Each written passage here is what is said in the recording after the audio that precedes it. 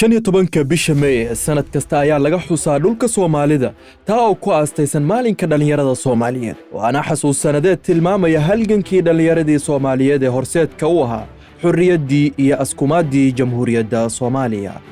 ku dhawaad 80 sano ayaa ka soo wareegtay markii la aasaasay ururka laakiin weli dood ayaa ka taagan ka qaybgalka dhalinta Soomaaliyeed ee siyaasadda doodan ayaa salka ku hayso isweydiinta dhalintu miyay si xoog leh uga qaybgali karaan siyaasadda iyagoo ku fadhiisan karo kuraasta ugu sarreysa ee dalka looga taliyo dadka qaar ayaa aaminsan in dhalintu ayna ku degdegin ka qaybgalka siyaasadda maadaama ay khataro badan ku hareeraysan tahay xilligan la joogo iyagoo ka ambaqaadaya aragtida in laga soo tago bulsho wada siyaasiyiin loona jihaysto bulsho wax soo saar leh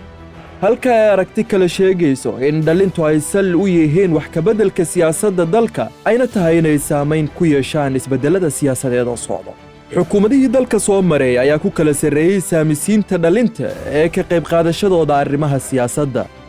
xukuumaddii madaxweyne xasan sheekh ayaa qayb la taaban karo oo dhalinyaro ay ka soo muuqdeen laakiin xukuumadda madaxweyne maxamed cabdullaahi farmaajo ayaa noqotay xukuumaddii ugu badnayd oo ay masaaxo siyaasadeed siisa dhalinta xilalka hoggaanka ciidamada ee ugu sarreeya dalka ayay dhalinyaro ka soo muuqdeen iyadoo